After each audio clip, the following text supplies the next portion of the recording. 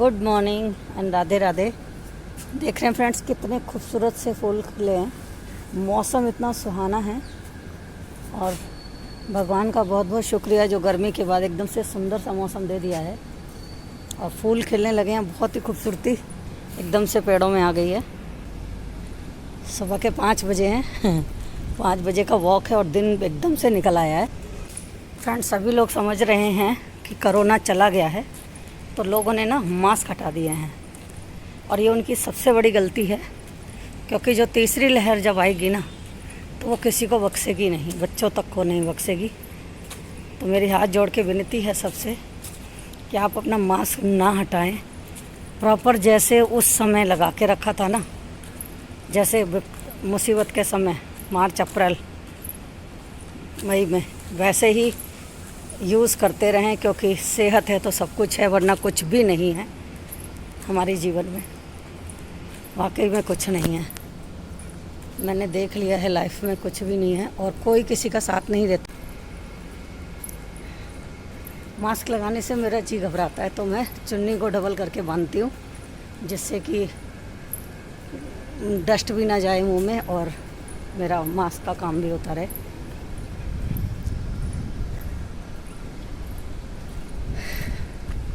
चलिए थोड़ी देर हम यहाँ बैठेंगे पार्क में, मौसम का मजा लेंगे। उफ, ये देखिए, ये मेरे घर के नीचे ही पार्क है, उसी में मैं बैठी हूँ और थक गई हूँ। थोड़ा आधा घंटा हो गया है चलते चलते। देखिए कितनी अच्छी ग्रीनरी हो गई है। और ये देखिए अशोक के जो पेड़ है ना, कितने बड़े बड़े हो गए हैं, लंबे लंबे है ना।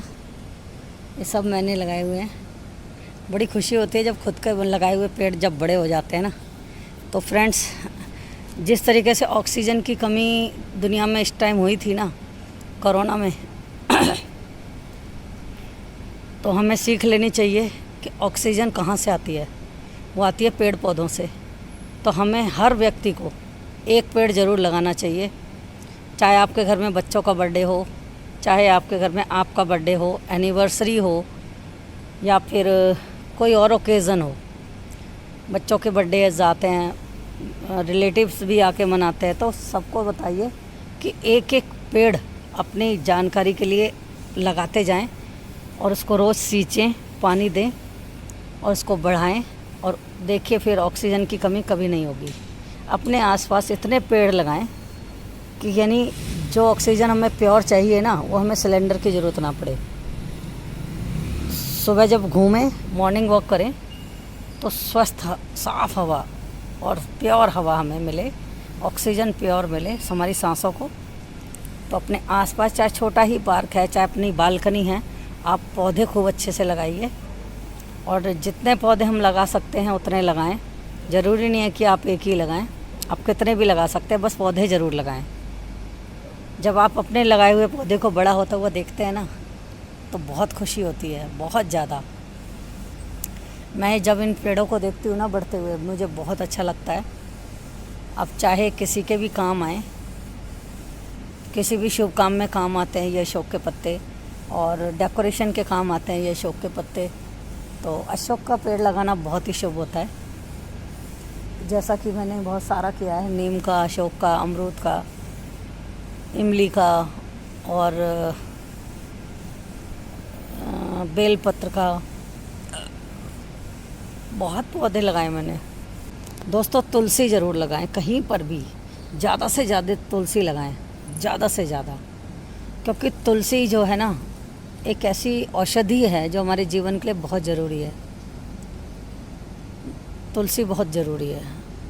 तुलसी का अर्क हम यूज़ कर सकते हैं, तुलसी पत्ता यूज़ कर सकते हैं, तुलसी से ऑक्सीजन अच्छी मिलती है, तुलसी की पूजा करते हैं, तुलसी आशीर्वाद के रूप में भी काम आती है, तुलसी हमारे स्वास्थ्य के लिए भी अच्छी होती है, मतलब पर्यावरण के लिए भी अच्छी होती है। तुलसी भगवान का रूप भी है। तुलसी में इतने सारे गुण हैं हम बता ही नहीं सकते।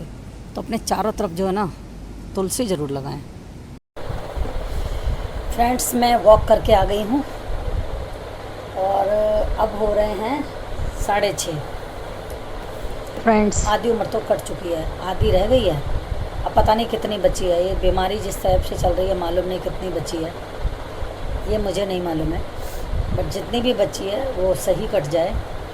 अब मैं फ्री रहती हूँ, सुबह जगने की कोई जल्दी नहीं होती, बात करने वाला भी कोई नहीं है, तो टाइम नहीं कटता। ऊपर से डॉक्टर की बात याद आई कि डॉक्टर ने कहा था मॉर्निंग वॉक से बहुत फ़ायदे होते हैं और बढ़ती उम्र में मॉर्निंग वॉक बहुत ज़रूरी है।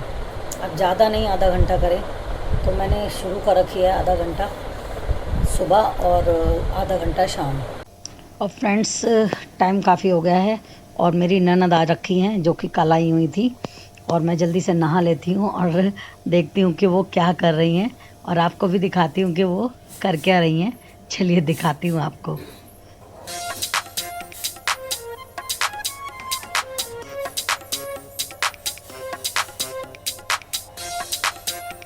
और वो देखिए क्या कर रही हैं, वो कर रही हैं मेरे प्लांट्स को सही, और बहुत गुस्सा कर रही हैं, बहुत ही ज़्यादा गुस्सा कर रही हैं और बोल रही हैं मनी प्लांट जो है नीचे क्यों लटकाई हुई है, सारी मनी प्लांट को ऊपर बांधो।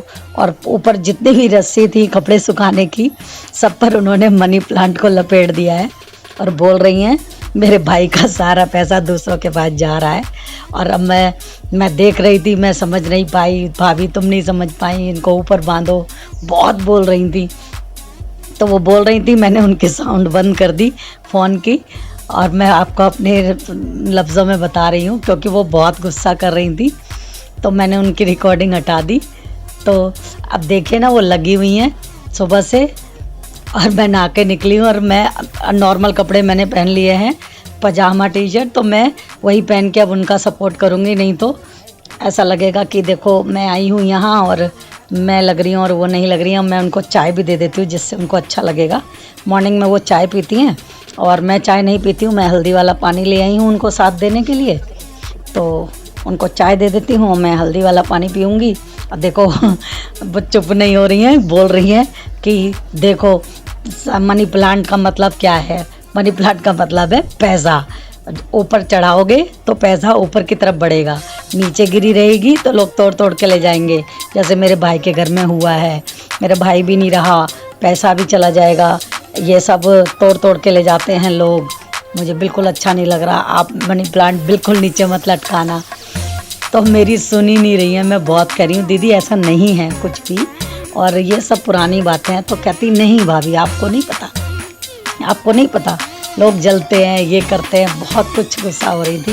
मैंने कहा ठीक है चलो मैं भी सपोर्ट करती हूँ, और मैं भी उनके साथ लग गई मनी प्लांट को लपेटने में। जैसे जैसे बताती गई मैंने पूरा मनी प्लांट उनका जो है ऊपर चढ़ाया, जितना भी नीचे लटका था। पूरी बालकनी मेरी नीचे कवर थी, तो वो सारा ऊपर हमने रस्सी बांध बांध के उस पर लपेटा और तब जाकर उनको चैन पड़ा। और एक एक पीला पत्ता उन्होंने निकाल के साइड फेंका।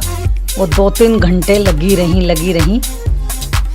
जब तक वो सारा काम कर रही हैं मैं कोई दूसरे काम भी निपटा लेती हूँ, और बहुत सारे काम पेंडिंग पड़े हुए हैं। बिस्तर चादरें सब धो करके मैंने सेटी पर रखी हुई थी, उन्हें भी संभालना था। तो दीदी की नज़र पड़ गई और दीदी बोलने लगी तुम अपने बिस्तर वगैरह समेट के रखो, पहले सारे में फैले हुए हैं। बहुत शर्मिंदगी हुई, पर यह है उनके आने से काम संभल गया।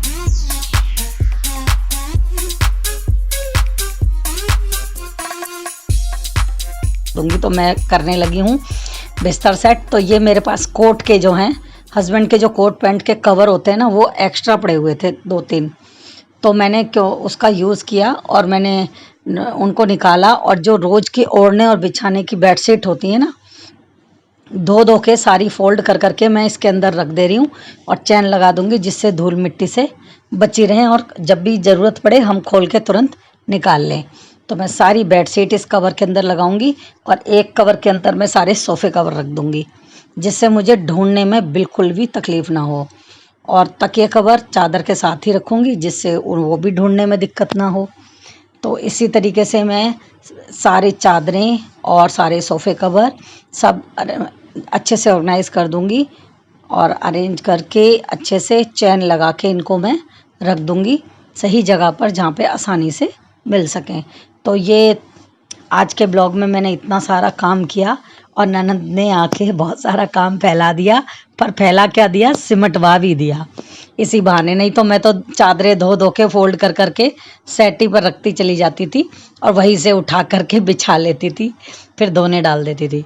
पर दीदी ने आके जो है कहा कि नहीं, इनको कवर को यूज़ करो, वेस्टेज पड़े हुए हैं इनमें रखो सब सामान। तो मैंने उस तरीके से सारा सेटिंग बना दी और अच्छे से सारा कवर यूज़ हो गए, बिस्तर भी सेट हो गए हैं।